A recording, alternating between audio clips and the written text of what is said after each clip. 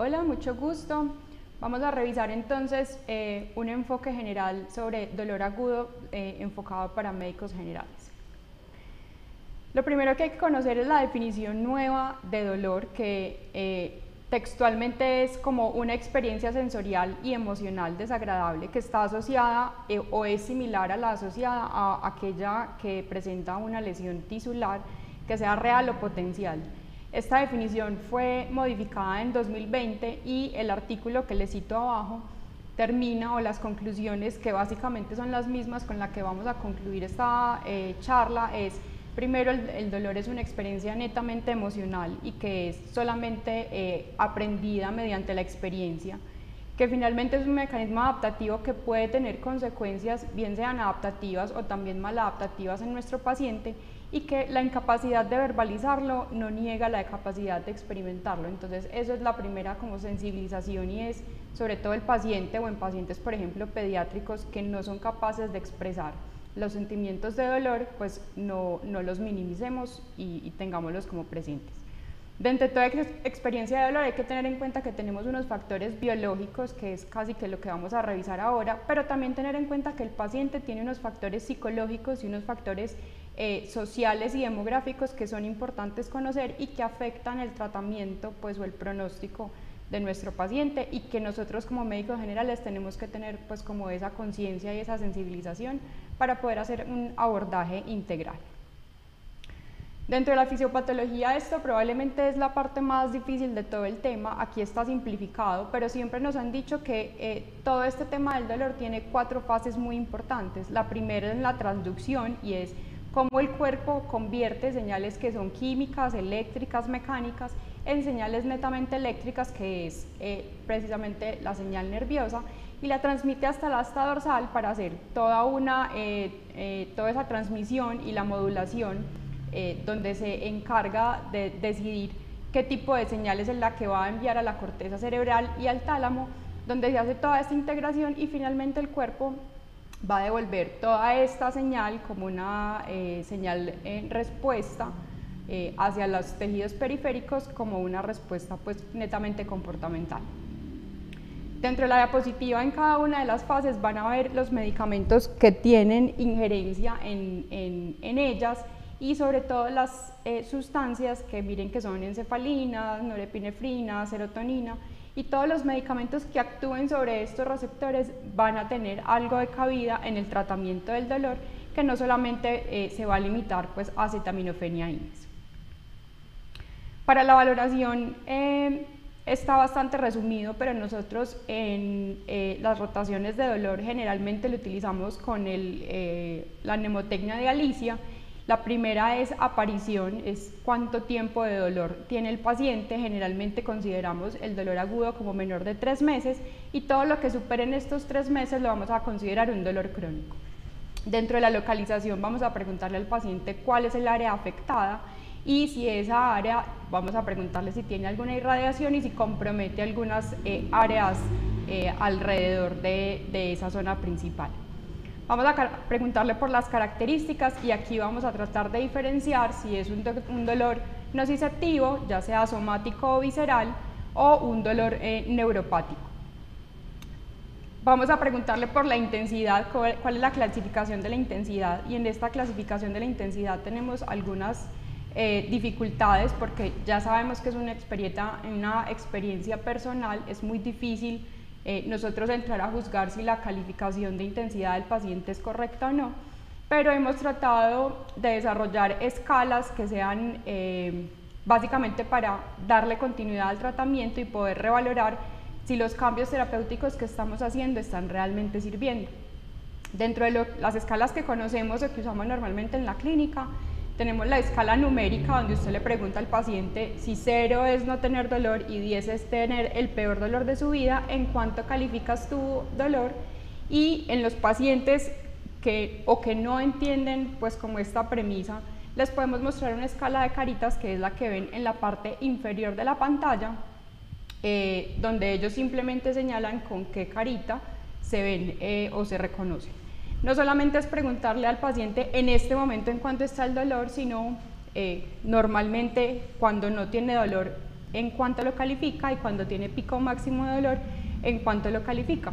Y eso es para nosotros tener un diferencial y poderle hacer seguimiento si las medidas terapéuticas que instauramos tienen algún impacto sobre el dolor, tanto dinámico, o sea, cuando el paciente se mueve y hace las cosas de la vida diaria, y el dolor estático, que es en reposo. Y por último es preguntarle al dolor qué le empeora y qué le mejora esas características del dolor. Entonces, la famosa analgesia multimodal es usar un medicamento, ¿cierto?, que generalmente es el acetaminofén, y adicionarle medicamentos adicionales que tengan un mecanismo de acción diferente precisamente para cubrir la mayor cantidad de receptores y tratar de cubrir como la mayor punto de ese proceso de transmisión y transducción de la señal para que el paciente logre mejor control del dolor. Entonces la OMS nos propone una escala donde la base serán las medidas no farmacológicas, y aquí entra eso que les decía, que había que hacer una valoración como holística del dolor, no como enfermedad, sino como síntoma, y no solamente averiguar cuál es la etiología del dolor, sino también volvernos muy bueno en escuchar, en conversar, en conocer cuál es la situación sociodemográfica del paciente, en recomendarle el ejercicio, en enviarlo a psicoterapia, ¿cierto? Dependiendo de la valoración de la intensidad del dolor, entonces habíamos visto las escalas de valoración de 0 a 4 es un dolor leve, de 4 a 7 lo consideramos moderado y mayor a 7 lo consideramos severo. Entonces, dependiendo de esa intensidad del dolor, vamos a utilizar un escalón terapéutico diferente. El primer escalón, miren que es simplemente analgésicos no opioides. Aquí tenemos todo lo que son la dipirona, el acetaminofén y los AINE. En el segundo escalón empezamos a ver que aparecen los opioides, los débiles, que son los que más fácil tenemos acceso como médicos generales, que son el tramadol, la codeína, la dihidrocodeína, y en los opioides potentes ya tenemos todo lo que son los hermanitos de la morfina, el fentanilo, la oxicodona, la metadona y la buprenorfina. Entonces, de aquí en adelante vamos a pasarlo supremamente rápido, es como un recorderis, y es para que lo tengan pues como a la mano, de los medicamentos que normalmente como médicos generales nos debemos acostumbrar pues como a utilizar. Entonces el primero es el caballito de batalla, que es el acetaminofén. Tiene realmente muchos mecanismos de acción de los cuales podemos hacer uso. Es muy buen analgésico, antipirético, como inflamatorio también funciona, pero no es tan bueno como los otros. Pero lo más importante es que este medicamento nos da un beneficio, y es que ahorra más o menos el 20% de la dosis de los opioides. Entonces, en pacientes que tengan un dolor de difícil control, yo sé que los pacientes a veces creen que el acetaminofén no sirve, pero probablemente esta debería ser la base para el tratamiento de cualquier dolor en los pacientes. Las dosis en pediatría decimos que son de 15 miligramos por kilogramo. En adultos la dosis máxima sería de 3 gramos al día, o sea que podríamos prescribir 1 gramo cada 8 horas. Su inicio de acción es bastante rápido para hacer pues de administración oral, inicia en menos de 1 hora, y su vida media cubre pues como esas 8 horas de prescripción que estamos separando. Aquí hay que tener en cuenta una cosa, y es que cada vez es más frecuente tener a la mano acetaminofén venoso. Realmente la biodisponibilidad por vía oral pues, y todos los pasos del metabolismo del acetaminofén corriente que tenemos es tan bueno por vía oral que si lo comparamos con el acetaminofén venoso solamente aumenta los costos. Entonces, pues la única indicación de ponerlo venoso sería en aquel paciente que no tiene vía oral. Listo, para que lo tengan en cuenta. Ya sabemos que tiene metabolismo hepático, que tiene eliminación renal, y que en caso de intoxicación por acetaminofén tenemos a la mano la N-acetilcisteína, que ya sería pues como de manejo hospitalario. Contraindicaciones: pacientes que tengan enfermedad hepática severa y obviamente hipersensibilidad al medicamento, que es supremamente rara. La dipirona también está supremamente a la mano. lo que va a hacer es que va a inhibir la enzima, la COX, sobre todo la 2, y nos va a activar el GMP cíclico para inhibir la síntesis de prostaglandinas, que son todas estas sustancias inflamatorias al inicio de la transmisión de la señal. Es muy buen analgésico y antipirético, y como antiinflamatorio pues tiene su acción, pero no es pues como de los principales. Dentro de la dosis, entonces, normalmente prescribimos 1 gramo cada 8 horas, máximo que sean 4 gramos al día. También va a tener un metabolismo hepático, la ventaja es que no va a tener metabolitos activos y vamos a tener eliminación renal. Como los efectos adversos, hay que tener en cuenta en pacientes, obviamente, que tengan alergias. Este medicamento ha sido pues como sacado del mercado de varios países por el reporte de agranulocitosis. Tenemos que estar pendientes de esto, y en pacientes que tengan hipotensión e inestabilidad hemodinámica esto puede empeorar, entonces hay que estar pendientes, generalmente no dar más de 3 a 5 días consecutivos. Y aquí viene un grupo grande de medicamentos que son los antiinflamatorios no esteroideos, normalmente les decimos AINE, que lo que hacen es inhibir la COX precisamente para evitar. Aquí a mano derecha de la diapositiva tienen un resumen como de la síntesis. Recuerden que todas estas sustancias inflamatorias vienen del ácido araquidónico que están en los fosfolípidos de membrana. Tenemos 2 tipos de COX, que es la ciclooxigenasa. Tenemos la 1, que es más que todo de protección de la mucosa gástrica y de la agregación plaquetaria, y tenemos la 2, que es todo la encargada de la inflamación, del dolor, de la fiebre, y dependiendo de cuál de ellas sea más específica el medicamento, vamos a tener los efectos adversos. Entonces se los separé en estos cuadros para que sea como más fácil recordar cuáles son las contraindicaciones de cada uno. Todo este grupo de medicamentos como familia son muy buenos antiinflamatorios, muy buenos analgésicos, buenos antipiréticos, y ellos también tienen la ventaja que van a tener ahorro de opioides. Entonces miren que uno puede empezar, voy a usar esta palabra, como a jugar o a combinar medicamentos a dosis bajas todos para evitar efectos adversos, para atacar varios receptores en esta vía de generación del dolor y evitar prescribir los opioides crónicamente. Entonces, específico para la COX-1 tenemos la aspirina a dosis bajas, intermedio que pudiera tener acción sobre la COX-1 y la COX-2 tenemos un grupo grande de medicamentos. Aquí tenemos el diclofenaco, el ibuprofeno, el ketoprofeno, el naproxeno, listo. Y el COX-2 están todos los COXIB, el celecoxib, el parecoxib. Vamos a verlos rápidamente, los que tenemos pues como a la mano. El primero es el naproxeno, que es otro de los medicamentos que tenemos disponible. Dentro de las dosis, normalmente la prescripción está entre 250 y 500 miligramos cada 8 a 12 horas, idealmente no dar más de 1500 miligramos al día. Miren que el inicio de duración, el tiempo de acción es supremamente rápido, es equiparable al del acetaminofén, y su duración es menor de 12 horas, entonces si lo prescribimos cada 8 horas está bien. Vamos a tener metabolismo hepático, este sí tiene eliminación renal, y aquí hay que tener bastante cuidado, y es, recuerden que como este estaba en el grupo de la mitad, que no es selectivo ni para el 1 ni para el 2, pudiera tener efectos adversos de ambos, y sobre todo trastornos pues, o generar un sangrado digestivo por la disminución de las prostaglandinas en la mucosa. Hemorragia de tracto digestivo, puede empeorar la falla renal, porque ya vimos que era de eliminación renal, y va a estar contraindicado en esos pacientes que tienen enfermedad grave.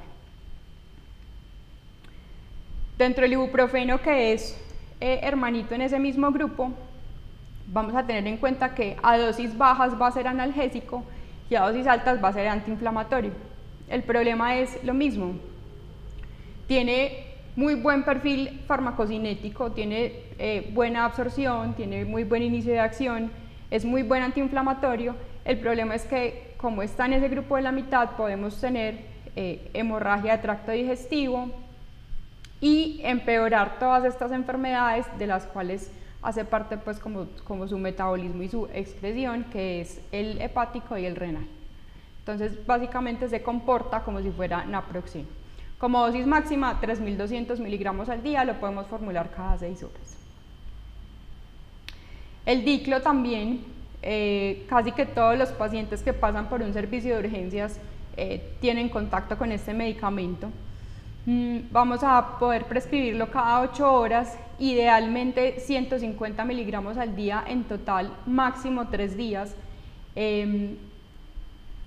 Lo podemos poner intramuscular intravenoso y el tiempo de acción es un poquito más cortico que el de los otros, que también es un beneficio cuando tenemos que rescatar a un paciente de un dolor.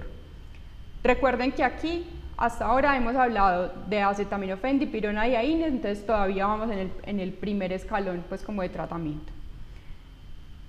El diclo entonces básicamente tiene las mismas contraindicaciones de los 2 medicamentos pasados, entonces no está complicado.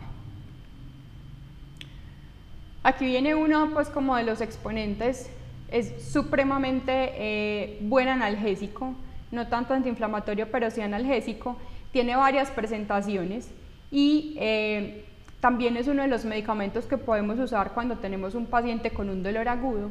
Es contraindicado solamente cuando el paciente tiene enfermedad renal crónica severa pues, o en estadios terminales, o cuando tenemos un paciente pues, o que está inestable o que tiene una injuria renal aguda, y aquel que tiene hemorragia de tracto digestivo precisamente por su mecanismo de acción. Ahora vamos para el tercer grupo, que son todos los COXIB. De aquí les traigo el etoricoxib, máximo 120 miligramos al día. De él también podemos encontrar distintas presentaciones y eso le facilita al paciente tener que tomar menos dosis de medicamentos al día. Tiene un inicio de acción relativamente rápido para ser un medicamento por vía oral y miren que la duración dura incluso 24 horas, entonces pudiéramos limitarnos a dar una dosis alta, una sola dosis al día. En general tiene menos efectos adversos en gastrointestinales, que era uno de los problemas de los otros medicamentos, siendo muy buen analgésico. Con este medicamento y en general con todo ese grupo de los COXIB, tenemos que tener en cuenta que como está en el último grupo, que es selectivo de COX-2, tenemos que tener en cuenta los pacientes que tienen enfermedad cardiovascular, sobre todo activa, porque pues la FDA ya había sacado un black box para enfermedad cardiovascular en los COXIB, entonces no está recomendado. Y si el paciente tiene una tasa de filtración glomerular menor de 30 mililitros minuto, evitar el contacto con este grupo de medicamentos. Hermanito de este entonces tenemos el celecoxib, que es básicamente los mismos. Tenemos una dosis máxima de 200 miligramos al día y miren que la duración del efecto analgésico también es bastante prolongada, entonces podemos dar una sola dosis al día de estos medicamentos y acompañarlos, por ejemplo, con un acetaminofén estaría bien. Vamos a pasar al segundo escalón y es donde entran los opioides. Entonces recuerden que los opioides van a tener distintos mecanismos de acción porque tienen como varias familias de receptores con los cuales interactúan. Lo más importante es que son muy buenos analgésicos, no son antiinflamatorios, y los efectos adversos se los puse en esta primera diapositiva porque todos los opioides que vamos a ver de aquí en adelante comparten estos efectos adversos. Yo les voy a hacer hincapié como en los pequeños cambios de una molécula a otra, pero en general son los efectos adversos que ya conocemos de los opioides, ¿cierto? Que son náuseas, vómito, constipación. Pueden tener algo de presión del sistema nervioso central y eso es proporcional a la dosis, que eso es muy importante. Esa depresión del sistema nervioso central puede llevar hasta depresión respiratoria y los otros efectos adversos que tenemos que tener en cuenta son la hipotensión, bradicardia y convulsiones, sobre todo en el tramadol. Dentro de la información del tramadol, entonces, lo más importante que se tienen que llevar de esta diapositiva es que la dosis máxima deberían ser 400 miligramos al día, se pudiera prescribir cada 6 a 8 horas. Tenemos disponibilidad de medicamento tanto oral como intravenosa, es 5 a 10 veces menos potente que la morfina, y eso va a ser muy importante enseguida que veamos rotación y titulación. Y la contraindicación va a ser aquel paciente que tenga tasa de filtración menor a 30, que tenga hipersensibilidad a la molécula, y por favor evitemos pues como opioides en el embarazo, porque son categoría C. Van a ver que de aquí en adelante todos son categoría C. La codeína sobre todo la encontramos en combinación con acetaminofén, o con alguno de otros AINES, sobre todo en vía oral. La dosis máxima son 360 miligramos, ahorita vamos a ver cómo se titula la dosis, y la formulación podría ser hasta cada 4 o cada 6 horas. Miren que los efectos adversos son los compartidos por todos los opioides y en general no tienen ninguna otra contraindicación distinta a la que ya les había contado. La hidrocodona, igual que la codeína, la encontramos en moléculas compartidas con acetaminofén o con AINE. La dosis máxima es de 60 miligramos al día, la podemos dar hasta cada 6 horas y no tiene ningún cambio distinto a las moléculas previas. Vamos a entrar al tercer escalón, rápidamente vamos a ver los opioides potentes. Estos opioides deberían estar reservados para los dolores severos, es decir, aquellos dolores que el paciente califique más de 7 sobre una escala de 10, y son opioides que son más potentes que la morfina. Entonces, estos medicamentos no tienen ninguna característica diferente a las moléculas que ya habíamos dicho, solamente que tenemos un inicio mucho más rápido y una dosis que debemos titular dependiendo de la respuesta del paciente.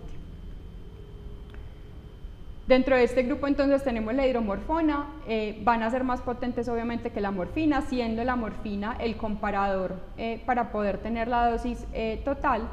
La dosis la podemos calcular con 0.01 miligramos kilogramo cada 4 a 6 horas, con inicio de acción supremamente rápido. Entonces estos medicamentos los podemos usar en pacientes en el servicio de urgencias que necesitemos controlar rápidamente el dolor, y deben usarlo con bastante cuidado en pacientes sobre todo crónicamente enfermos, que tengan deterioro de la tasa de función glomerular y enfermedades pues en general sistémicas. La morfina va a ser entonces como el comparador, la dosis es 0.1 miligramos por kilo, ahorita les voy a contar cómo se titula la dosis, y con la morfina es como vamos a hacer pues como toda la conversión de las dosis.